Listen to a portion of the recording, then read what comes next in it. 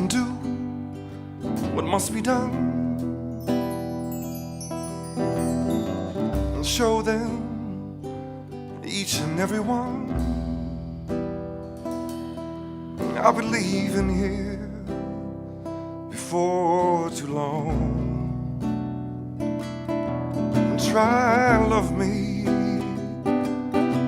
when I'm gone.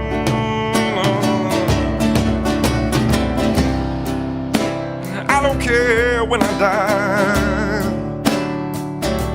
I've got a one-way ticket, to the party in the sky.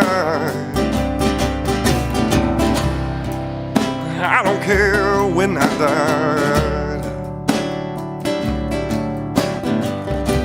One-way ticket to the party in the sky.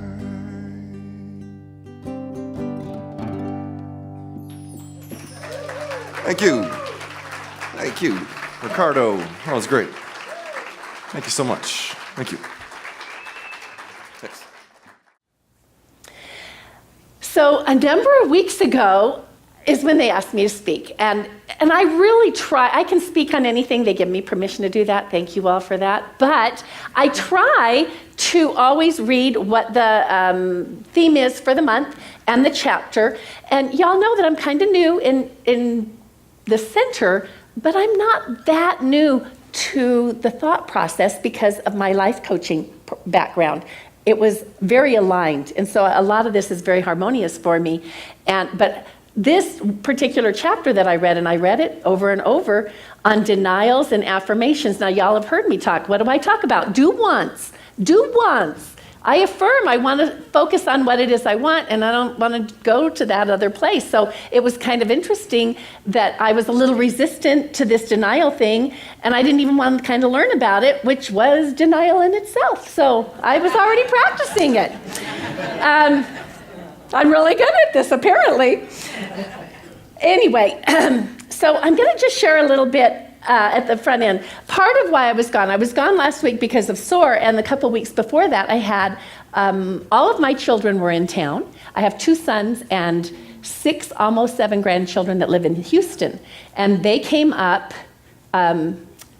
for a reunion, all my 4 children and their spouses and their children, and we went up in the mountains and had some time together. And it was fabulous. And you know, when you get together with your family, you do a lot of reminiscing.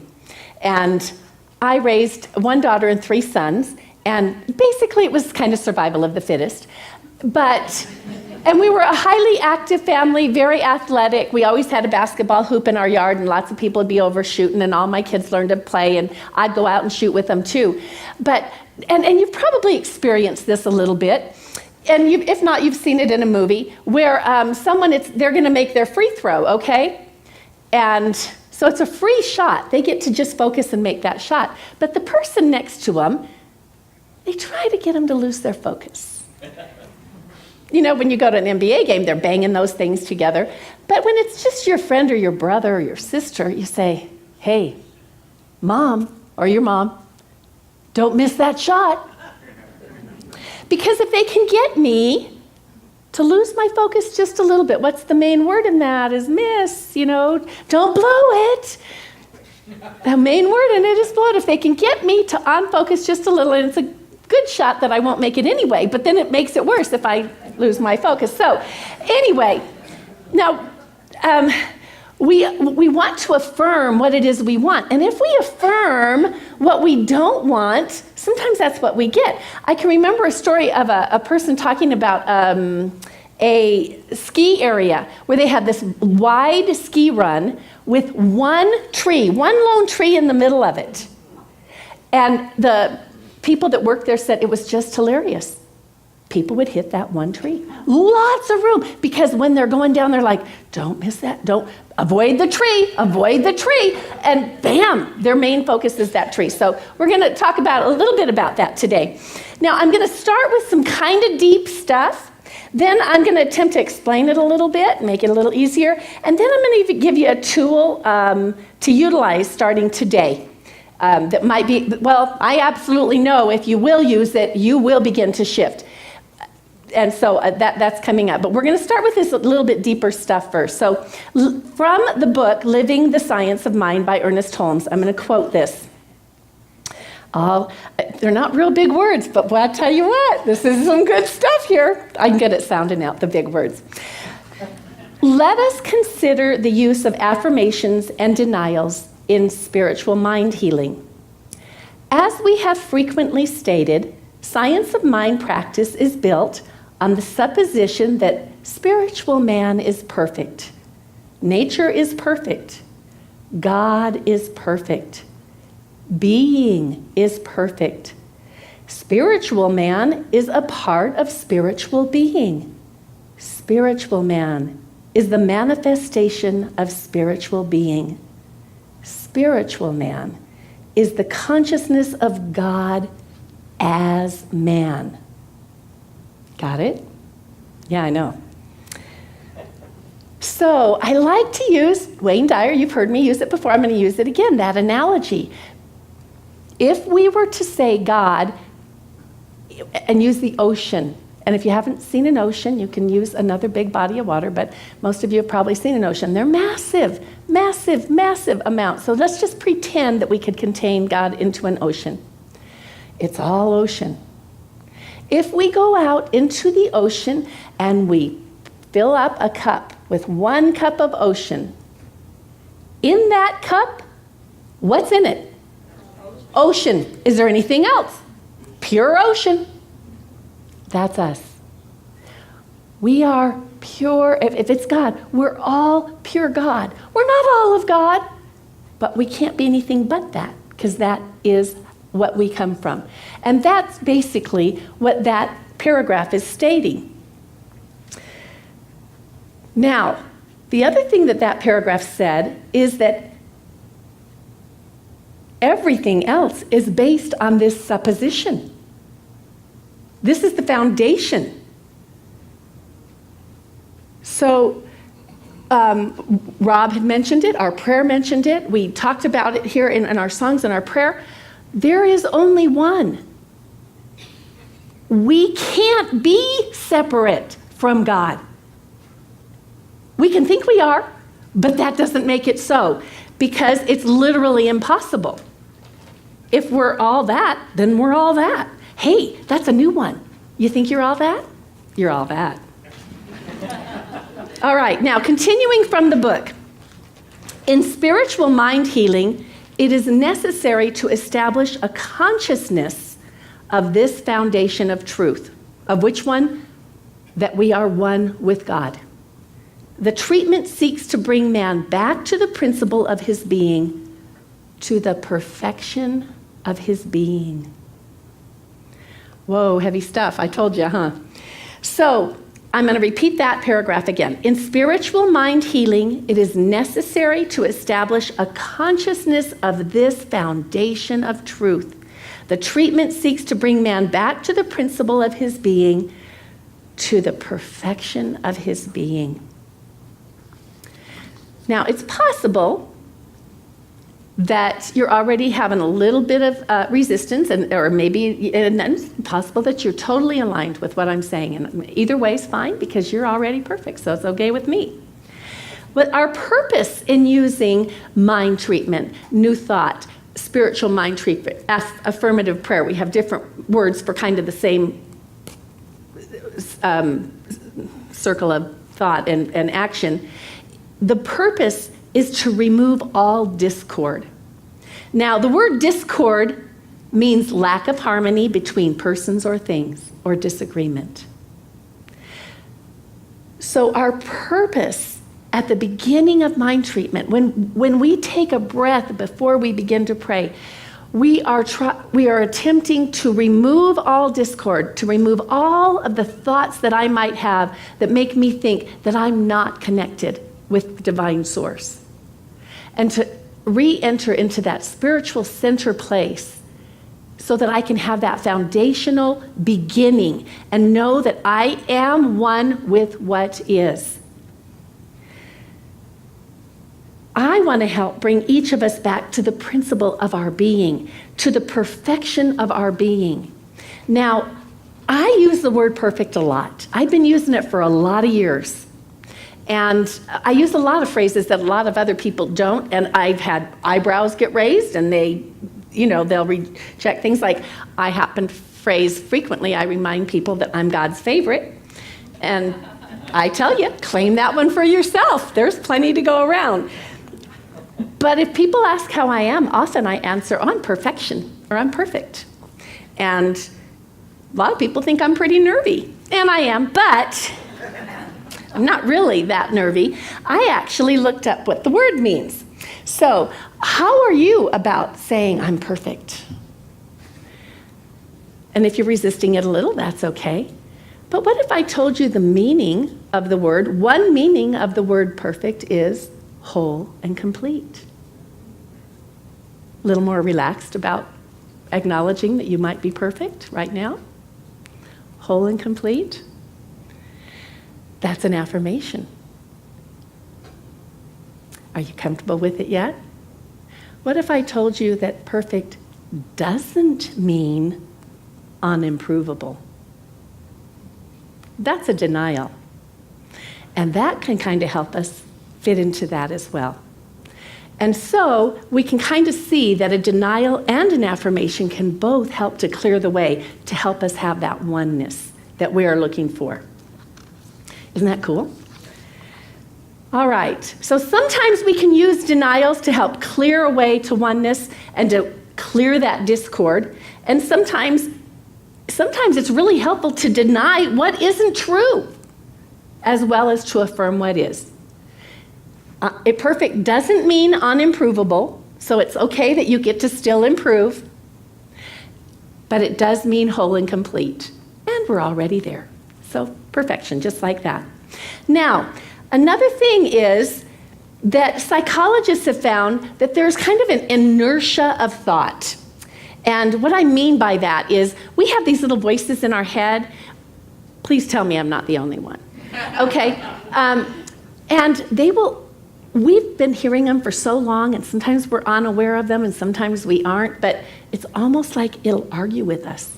So when I say, you're perfect, and you're like, oh no, I'm not perfect. She might be perfect, but I'm not perfect. That's going on in there, okay?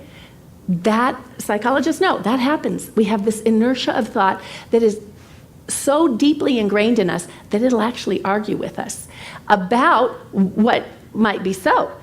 And the good news is you're now aware of that. Like, you probably knew it, but I want you to be consciously aware that these little voices, it's just your ego. And I have learned for me, when I catch them, because see, they're so automatic in me that I don't always catch them going on in there either. And then I'm like, whoa, what happened to me? I spiraled down. I'll go, okay. But I can visit with that little ego voice. And I've learned that trying to argue with it, resistance, but we resist persists. So I've learned to kind of come from my higher self and visit with that voice and say, I recognize that you did believe that you were full of all kinds of faults and a train wreck, but we've gotten a little new information, and it kind of helps that voice calm down so it's not like feeling challenged. And then we can be in harmony. We can remove that discord. We can feel that oneness that we want to have. So I'm going to repeat again that last quote. Science of mind practice is built on the supposition, this is the foundational thing, that spiritual man is perfect. Nature is perfect. God is perfect. Being is perfect. Spiritual man is part of spiritual being. Spiritual man is the consciousness of God as man. This is foundational, which for me, another way of phrasing that is, we want to believe this, okay? And so let's talk about beliefs for a little bit. This part of what I'm going to share with you today totally aligns with what I do as a life coach, because basically a belief, well, if you look up the dictionary, one definition is confidence in something. A belief is confidence in something, and that works. But another way I like to say it is a belief is, and this isn't mine, I think there's been a lot of people that have said it, a belief is just something you've repeated enough times to accept it. Whether that's out loud or in your thoughts, you have now come to accept it. Here's the kicker. Our beliefs aren't necessarily true. Even mine. They are true for me, but they aren't necessarily actually factual. And so I'm going to share a couple verses from the Bible. I love the Bible. I used to study it a whole lot, and so I have a fairly good background in it. In Psalms, and I love this verse, in Psalms it says, "As a man thinketh in his heart, so is he." Now, what that's saying is that, because our heart doesn't think, we think with our brain, but it's in your heart of hearts. That is where your beliefs are. And so you can proclaim something out here, but here's the deal. Whatever you really believe in your heart of hearts, it's going to manifest in your life. And so I always tell people, results don't lie. You know, how's your health? How are your relationships? How's your spiritual life? How are your finances? Results don't lie. And they're coming because of the belief system we have. So that's what it said in Psalms. And then Jesus said it a little differently, but he said the same thing. He said, "As you believe, so be it unto you." Now, some people think he was doing something at that time. I believe he was stating the obvious. As you believe. So your beliefs are showing up in your life. It is the law. And if you want to know what you really believe, all you have to do is look around and you'll see what's happening. But here's the thing. People proclaim, yeah, but I believe this. No, I know this. I'm going to tell you just a really short story. I used to work with a chiropractor, and I would coach people that were dieting. They had a certain protocol that was for dieters. And without exception, every person that I worked with that was, from a little overweight to obese, they could have taken a test on how to drop that weight. They knew it. I know. I already know this. It isn't about the facts we know. It's not about taking a test on it. It's about what you believe. So they could have taken a test on how to drop the weight, but they aren't doing it because their belief system believes something different about them. Okay? That they don't have control, that they are cursed with fatness. I mean, fill in the blank. Whatever that belief is for them, it's manifesting. And I'm using that as one example, but I'm telling you this happens across the board with all of us, including me. So, let's answer a few questions about beliefs. When did we get them? What do I mean by deep within? Because they're held deep within us. And how do we change them? So there are at least 3 ways that beliefs get planted. And I'll share those, and then I'm going to come back to those in a couple minutes. Authority figures, emotionally charged experiences, and repetition. Those will form a belief. There may be other ways, but I can tell you right now, those happen a lot, and that's how most of our beliefs get planted in us. And I'll come back to that. Let's talk about when they come. When did we get our beliefs? You're still forming new beliefs today, absolutely. But the vast majority of the beliefs that you have in your life that you're living out, you got as a child. And I'm talking a young child, because when that baby comes out, it has an open mind. It's actually not conscious. And when I do a big presentation for coaching, I teach about the conscious and subconscious, and there's not time for that today. But there's not really a filter. They're not even aware they're here yet.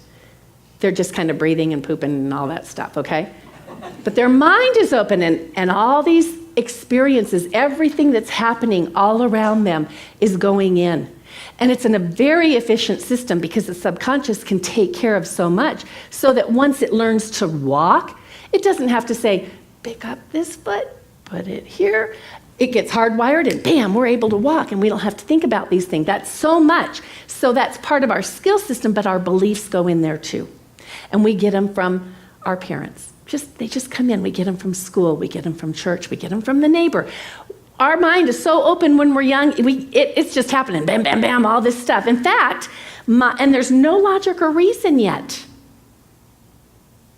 That's a much later developed, we later developed that ability to reason and use logic. So when my oldest grandchild was two plus, somewhere before she turned 3, her mom, her favorite movie in the world was Cinderella, the Disney one, and she was getting potty trained. And little Brooklyn had the opportunity, every time she had success, she got to call and talk to Cinderella. And Cinderella would say, "Oh, I'm so happy you did that. Doesn't it feel great to be dry?" And I talked to my daughter and I was like, "Jessica, can she not tell this is me?" She said, "Oh, Mom, you should see her face. She is so excited every time she gets..." I said, "What happens when I don't answer the phone?" She said, "Oh, I just tell her you're taking a nap." So Cinderella would call her back and say, "I was taking a nap, but I heard wonderful news about you." Okay, so now we all experience that, and I don't find that to be abusive, but I wanted to show you that you've all seen it, okay? That's how quickly these beliefs go into a child. But doesn't it give you a clue of how precious and careful we should be when we're with children? Because that's how simple and how quickly a belief can go in them. And so these are all stored in our subconscious, and I'm going to come back to that part a little bit in a minute. All of our beliefs are stored in our subconscious, which by its very nature means we're not conscious of them. Okay? Now that doesn't sound very fair, does it? But that's where they are. And so I have a lot of beliefs that I'm probably still not aware of. And many of those probably just ain't so. Just like for Brooklyn. Yep, and that has been my exact experience. Now, basically, I do my own work on that. I work diligently to uncover beliefs that are not serving me well and replace them with a good belief. And that is what I do with my clients when I'm coaching them. That's what we're going to do. If we want a new result, we got to change it from deep within because it will manifest. It is the law. So how do we get these beliefs? I talked a little bit about it. The first one that I'll talk about again will be an authority figure. So imagine this little child. A mom is a pretty good authority figure. So we have a 2.5-year-old that believes she gets to call Cinderella, and that works. And that's pretty benign and harmless. And later on, logic came, and she knows about it now. She doesn't call me anymore. She's 11. Well, she calls me, but she doesn't call me to report. Okay, but let's just look at these authority figures. Teachers. And so we have a spelling bee. I don't think they do those much anymore. But I bet all of us were in them. And if you're a good speller, it was awesome. And if you weren't a good speller, it was kind of doo-doo. And it could be that that authority figure was just the kid behind you in line that was like, "Man, Sally won't get this right. Our team's going to lose. She's such a bad speller." And that authority goes into me. And then I believe I'm not good at that. And that can stick for years, depending on how harsh or how deep that goes and who that authority figure is or just how open the mind is. Because really, some of them came from someone that knew nothing better than us. They were another second grader. Some of them came from a teacher that also didn't know how important it was to say good things to children. And so they grow up believing they're not good enough, that they can never overcome math. Or, on the other side, reading's a cinch for you, and they breeze through it. People live up to these beliefs. Those authority figures are all around us, and they're not, and it's called an authority figure. It doesn't mean they're manifested with authority by the masses. It means for that moment, in that moment, that person that is listening believes that is an authority figure, and bam, it goes in, and there's the new belief. Now, the other way that we get beliefs is repetition. Whoops.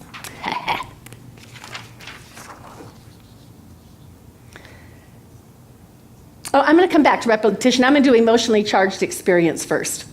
Emotionally charged experiences can change our beliefs really quickly. So you maybe have never had a fear of snakes because you just didn't have any experience. You didn't have a real belief about it, nothing at all, till the day that you were running on the trail and you stepped on one. Scared you to, okay? Now you have a new belief. They're horrifying. I have a little grandson named Chandler. He is very different than all my other grandchildren. I have 13 grandchildren. I'm going to get my 14th. And he's 5, and he doesn't look at the world here. He is looking in the nooks and crannies, and I had him for 12 days, and he discovered, I'm not kidding, all these grandkids, no, Chandler found every creepy crawly there was. Because he's fascinated with them. He has no fear. We were at Ruth's Diner. A big beetle was walking across the ground outside, because it's outside. The patrons were about getting on their chairs. Chandler gets up to go down and grab it. And his dad's like, please, Chandler, just look. He found a little baby chipmunk, and I'm like, oh, Chandler, put it down. No other child did that. It was just him. He has this belief that critters are awesome and wonderful. But he did have a new experience. He was messing with this bunch of bees. All of us were telling him, Chandler, back off. Those bees, they'll sting you. It stung me. It happened. It wasn't a real bad sting. I was really glad. I'm betting his belief system about bees changed. One emotionally charged experience, and that can change our belief system right away, just like that. Imagine an authority figure and an emotionally charged experience all at once. That same spelling bee and the teacher shaming the child in front of the class. Now it's emotionally charged and it's an authority figure. And likewise, on the good side, the hero of the, fill in the blank. It could just be wonderful too.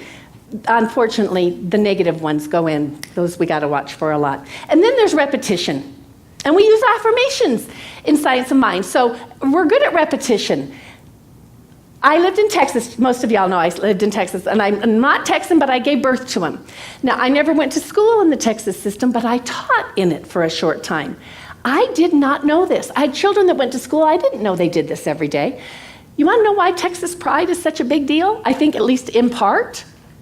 Every morning, the kids in school get up, just like you and I probably did, and the bell rings, and they take roll, and everyone stands up and pledges allegiance to the flag of the United States, right?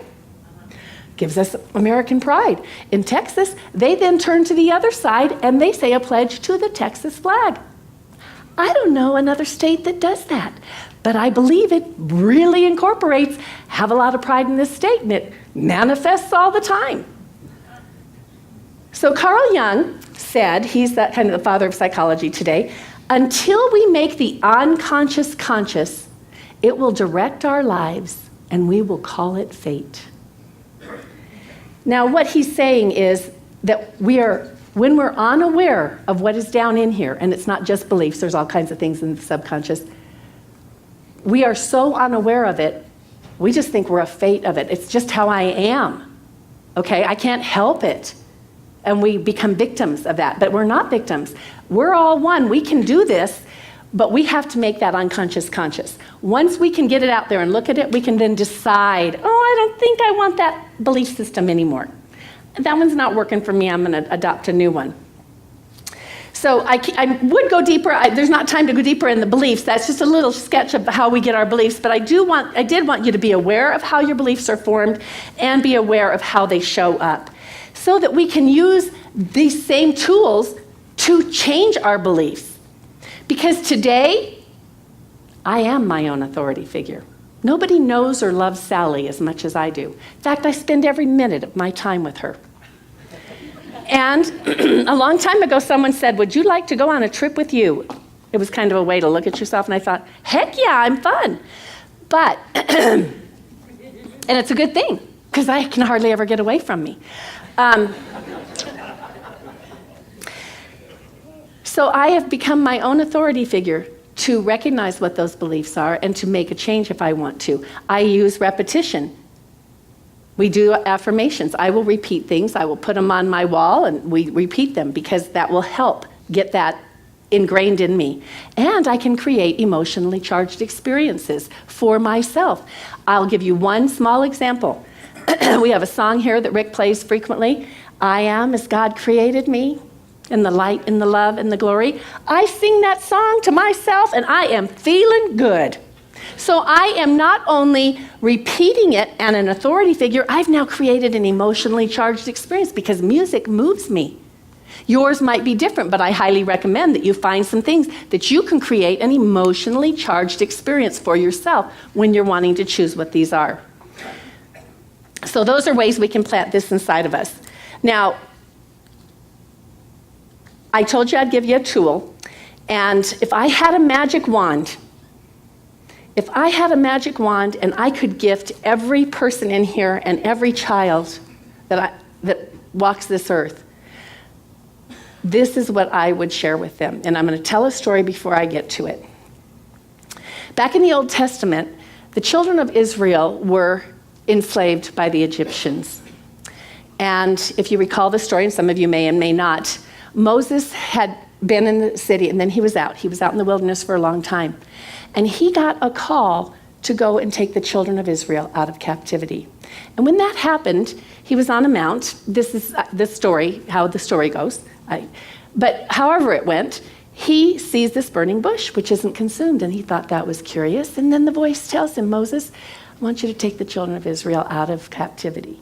And Moses is so he's getting his call, he's getting his purpose. What is your purpose to be here? I know mine, I hope you know yours. He got his that day. That's what you get to do. And he's like, I don't know. That little voice in his head, okay, I don't know if I can do that. Golly, God, I'm not up to it. Who do I say sent me? And God says, I am. Tell them I am that I am sent you. So one of God's names is I am. Now, later on, Moses takes care of things. They get out, they leave Egypt. They're in the wilderness. The people are misbehaving, and he's figuring they got to have some rules. So he comes down with these commandments. And the third commandment is, don't take the Lord's name in vain. Now, the way I grew up, the word God better have been used in a prayer, because otherwise you were in deep doo-doo.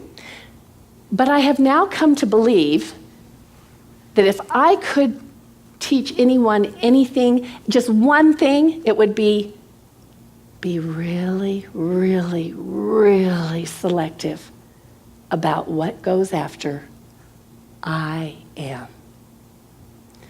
Because I am is God's name. So when I say I am, wonderful. I want to use any word that I would use to describe the most fabulous, divine, loving being. Those are the only words I want to go after the words I am.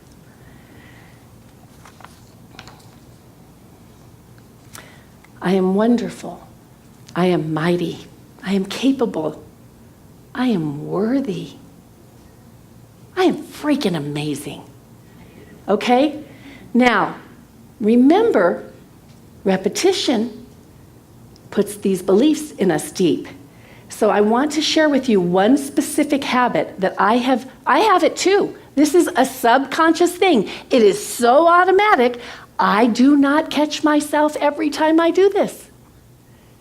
But every time I catch myself, I correct myself. We tend to say I am a lot, and a lot of these are really negative. So, have you ever heard or have you ever said, I am angry?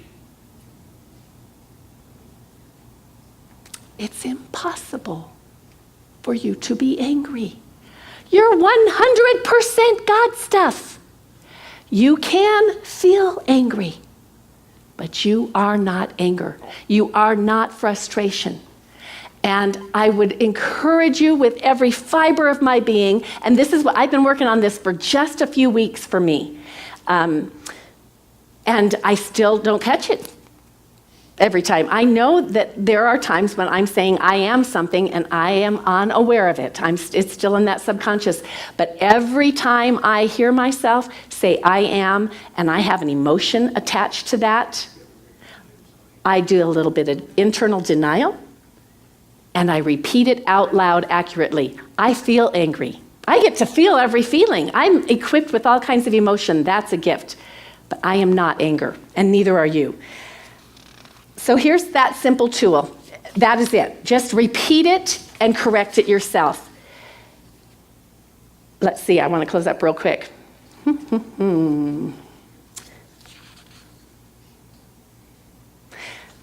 Remember, I am going to do that because it's time. So I'm just going to skip a little bit and sum up.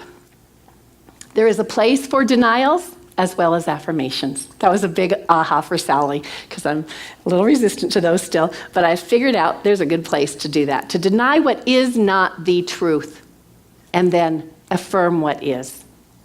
There's 3 ways that we can plant a belief. Authority figures, be your own. Be your own best, divine, wonderful authority figure. Repetition. I repeat, repetition. And emotionally charged experiences, which you can create for yourself. I invite you to begin becoming aware of your I am statements. Make them good, y'all. Really, really good. So what is the truth about you? Spiritual man is the consciousness of God as man. Remember, spiritual treatment seeks to bring man back to the principle of his being, to the perfection of his being. You are 100% God stuff. Deliciousness, perfection, from the inside out, from the top to the bottom and all around. You can't be anything but that.